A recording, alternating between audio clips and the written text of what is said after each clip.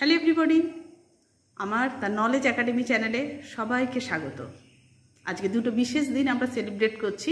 আজকে 14ই নভেম্বর, সেটা হলো চিলড্রেন্স ডে এবং ওয়ার্ল্ড ডায়াবেটিস ডে। চিলড্রেন্স ডেতে সমস্ত বাচ্চাদের আমি আমার অফুরন্ত ভালোবাসা এবং আদর দিলাম, আর এই ভালোবাসা এবং আদরের অংশ হিসাবে আজকের এই ভিডিওর উপস্থাপনা। আজকে ওয়ার্ল্ড ডায়াবেটিস ডে। ডায়াবেটিস অনেক রকম হয়, কিন্তু টাইপ 1 ডায়াবেটিস এই শিশুদের মধ্যে প্রধানত দেখা যায়। তাই আজকের এই ভিডিওটি এই শিশুদের জন্যই আমি তৈরি করলাম। তাই এই সমস্ত বাচ্চারা যাতে সুস্থ এবং সবলভাবে আমাদের সমাজে বাস করতে পারে, পৃথিবীতে বেঁচে থাকতে পারে, তার জন্য আমাদের কিছু তথ্য জেনে নিতে হবে, যাতে করে আমরা সচেতন হই এবং খুব তাড়াতাড়ি আমরা প্রপার ট্রিটমেন্টের ব্যবস্থা করতে পারি। টাইপ 1 ডায়াবেটিস এমন এক ধরনের ডায়াবেটিস যেটাকে প্রতিরোধ করা যায় না, কিন্তু আমরা যদি প্রপার ট্রিটমেন্ট করি তাহলে আমরা কিছু কমপ্লিকেশন আগে থেকেই কমিয়ে ফেলতে পারবো, যাতে করে সেই সমস্ত বাচ্চারা অনেক দিন, বহুদিন তারা সুস্থভাবে বেঁচে থাকবে আমাদের কাছে। তাই যে তথ্যগুলো আমি পরিবেশন করব সেগুলো হয়তো অনেকেরই জানা আছে। যাদের জানা আছে তারা সবাইকে শেয়ার করুন এবং পাশের বাচ্চা এবং নিজের বাচ্চা, পাড়া প্রতিবেশী, সমাজের বাচ্চাদের রক্ষা করুন। আর যারা জানেন না তারা এই তথ্যগুলো জানুন। শুধু জানলে হবে না, তারা নিজেদের বাড়িতে, নিজেদের পাড়ায়, নিজেদের সমাজে সেই তথ্যগুলো অ্যাপ্লাই করে তারা প্রপার ট্রিটমেন্টের ব্যবস্থা করুন। তো চলুন জেনে নিই টাইপ 1 ডায়াবেটিস বলতে কী বোঝায়। 2025-এর ওয়ার্ল্ড ডায়াবেটিস ডেতে যে থিমটা নেওয়া হয়েছে সেটা হলো ডায়াবেটিস অ্যান্ড ওয়েলবিং, অর্থাৎ ডায়াবেটিস হলেও আমরা কীভাবে ভালো থাকবো তার ব্যবস্থা করা। টাইপ 1 ডায়াবেটিস বলতে আমরা কি বুঝি? টাইপ 1 ডায়াবেটিস হলো যে একটা ক্রনিক অর্থাৎ লাইফ লং একটা অটো ইমিউন ডিজিজ। এখানে কি হয় না, আমাদের যে বডির ইমিউন সিস্টেম আছে সেই সিস্টেম আমাদের যে অগ্নাশয় বা প্যানক্রিয়াসের যে ইনসুলিন প্রডিউসিং সেল আছে সেই সেলকে একদম ডিস্ট্রয় করে দেয়, যার ফলস্বরূপ কি হয় না, ইনসুলিন সিক্রিয়েশন হয় না, অর্থাৎ ইনসুলিনের অভাব আমাদের শরীরে দেখা দেয়। তাহলে what is autoimmune disease? Autoimmune disease হচ্ছে এমন একটা কন্ডিশন যে কন্ডিশনে আমাদের যে ইমিউন সিস্টেম আছে সেই ইমিউন সিস্টেম ভুলবশত, মিস্টেকেনলি আমাদের বডির যে হেলদি সেলস এবং টিস্যু আছে তাকে অ্যাটাক করে বসে। তাহলে এই যে অ্যাটাকটা করলো, অ্যাটাক করার ফলে কি হলো, তার একটা প্রভাব আছে। সেই প্রভাবে দেখা যায় যে এখানে ইনফ্লামেশন হয় এবং ড্যামেজ হয়। এই যে বডির বিভিন্ন পার্টসে এ ভুলবশত অ্যাটাক করলো, তার ফলে সেখানে ইনফ্লামেশন হলো এবং ড্যামেজ হতে শুরু করে, এবং তার ফলে আবার ওয়াইড রেঞ্জ অফ সিমটমস অর্থাৎ বিভিন্ন ধরনের লক্ষণ দেখা যায়। সেগুলোর মধ্যে ফ্যাটিগ অর্থাৎ ক্লান্তি, জয়েন্ট পেন এবং স্কিন প্রবলেম দেখা দেয়। এবার এই যে অটোইমিউন ডিজিজ, এই অটোইমিউন ডিজিজগুলোর মধ্যে টাইপ 1 ডায়াবেটিস, মাল্টিপল স্ক্লেরোসিস এবং রিউমাটয়েড আর্থারাইটিস হলো খুবই উল্লেখযোগ্য অটোইমিউন ডিজিজ। তো আজকে আমি টাইপ 1 ডায়াবেটিস সম্বন্ধে শুধুমাত্র আলোচনা করব। তাহলে আমরা এবার দেখে নেই ইনসুলিন কি এবং ইনসুলিন কিভাবে আমাদের শরীরে কাজ করে। তাহলে ইনসুলিন হলো আমাদের এই যে প্যানক্রিয়াস থেকে এক ধরনের নিঃসৃত হরমোন। এই যে প্যানক্রিয়াসের মধ্যে কিন্তু এন্ডোক্রাইন এবং এক্সোক্রাইন দু ধরনেরই সেল থাকে। তো এই এন্ডোক্রাইন মানে অন্তঃক্ষরা গ্রন্থি আর এক্সোক্রাইন মানে বহিঃক্ষরা গ্রন্থি। তো আমাদের কাজটা হচ্ছে এই এন্ডোক্রাইন সেল নিয়ে। এই প্যানক্রিয়াটিক যে এন্ডোক্রাইন সেল, এটা হলো আইলেটস অফ ল্যাঙ্গারহ্যান্স। এই আইলেটস অফ ল্যাঙ্গারহ্যান্স এই সেলটাকে আমরা যদি জুম করি তাহলে আমরা দেখব, এটা আমরা দেখতে পাবো। এই আইলেটস অফ ল্যাঙ্গারহ্যান্সের মধ্যে বিভিন্ন ধরনের সেল আছে। এই আইলেটস অফ ল্যাঙ্গারহ্যান্স কি না একটা ক্লাস্টার্স অফ এন্ডোক্রাইন সেল। এখানে alpha cell, beta cell, delta cell, বিভিন্ন ধরনের সেল আছে যে সেলগুলো বিভিন্ন ধরনের হরমোন সিক্রিয়েট করে। তো আমাদের আজকের কাজ হচ্ছে এই বিটা সেলকে নিয়ে। বিটা সেল হলো একটা specific type of the cell যে সেল ইনসুলিন সিক্রিয়েট করে।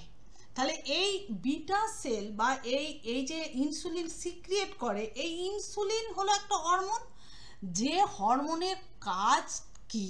যে হরমোনের কাজটাই হলো আমাদের শরীরের মধ্যে এই যে ব্লাড, এই ব্লাডের যে গ্লুকোজ লেভেল, এই গ্লুকোজ লেভেলটাকে নর্মাল লেভেলে রাখা বা তার লেভেলটাকে রেগুলেট করা। কিন্তু প্রশ্ন হলো কিভাবে করে?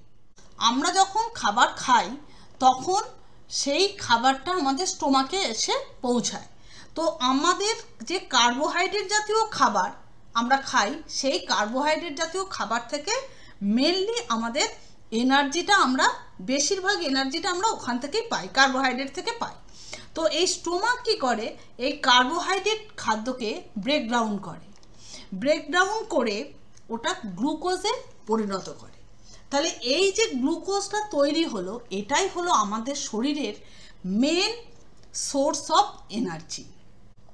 তাহলে এই যে গ্লুকোজ তখন ব্লাডের স্ট্রিমের মধ্যে প্রবেশ করে, আর এই ব্লাড স্ট্রিমের মধ্যে যে গ্লুকোজটা প্রবেশ করলো সেটা আবার সেলের মধ্যে আপটেক হয়।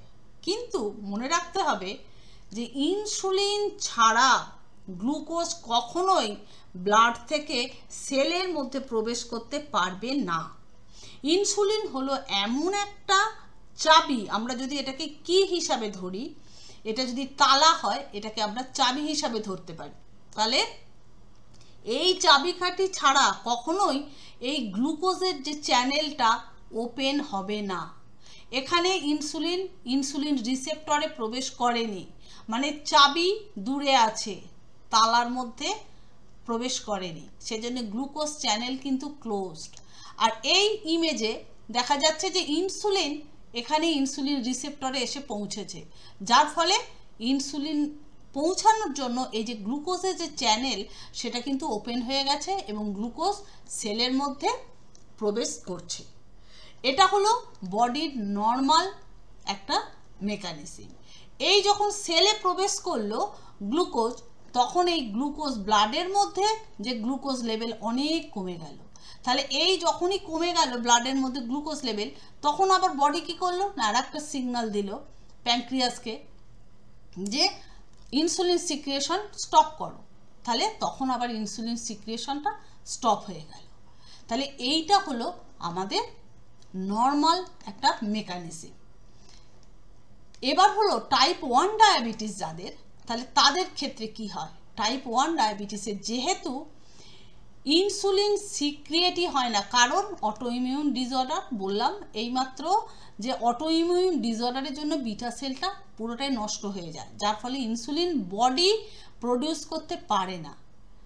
তার জন্য এই ব্লাডের যে গ্লুকোজ লেভেল এটা কখনোই সেলের মধ্যে প্রবেশ করতে পারছে না, যতক্ষণ পর্যন্ত না আমরা বাইরে থেকে কোনো সিনথেটিক ইনসুলিন আমরা দিয়ে থাকি ইঞ্জেকশন আকারে। তাহলে এই টাইপ 1 ডায়াবেটিসে আমাদের বাইরে থেকে ইঞ্জেকশন আকারে ইনসুলিন আমাদেরকে দিতে হবে, তবেই এই ব্লাডের গ্লুকোজ সেল আমাদেরকে নিতে পারবে। আদারওয়াইজ সেল যদি না নিতে পারে তাহলে কিন্তু আমাদের ওই ফ্যাটিক, ক্লান্তি, বিভিন্ন ধরনের আরও লক্ষণ, ডায়াবেটিসের যে লক্ষণগুলো দেখা যায় সেই লক্ষণগুলো কিন্তু দেখা দেবে। টাইপ 1 ডায়াবেটিসকে জুভেনাইল ডায়াবেটিস বা ইনসুলিন ডিপেন্ডেন্ট ডায়াবেটিস মেলাইটাস বলা হয়। এই যে টাইপ 1 ডায়াবেটিস এটা সাধারণত ইয়াং অ্যাডাল্ট এবং চিলড্রেনদের মধ্যেই বেশি দেখা যায়। অবশ্য যে কোনো এজেই হতে পারে, কিন্তু এদের মধ্যে যেহেতু বেশি দেখা যায় সেজন্য এটাকে টাইপ 1 ডায়াবেটিসকে জুভেনাইল ডায়াবেটিস বলা হয়। এবং এই যে ইনসুলিন ডিপেন্ডেন্ট ডায়াবেটিস মেলাইটাস, এটা নাম এই কারণেই যে প্রত্যেক দিন এখানে ইনসুলিন ইঞ্জেকশনের প্রয়োজন হয় বেঁচে থাকার জন্য, কারণ প্যানক্রিয়াস একদমই ইনসুলিন তৈরি করতে পারে না। তার জন্য প্রত্যেক প্রত্যেক দিন ইনসুলিন ইনজেকশনের দরকার হয়। তাই এই টাইপ 1 ডায়াবেটিসকে ইনসুলিন ডিপেন্ডেন্ট ডায়াবেটিস মেলাইটাস এবং জুভেনাইল ডায়াবেটিস বলা হয়।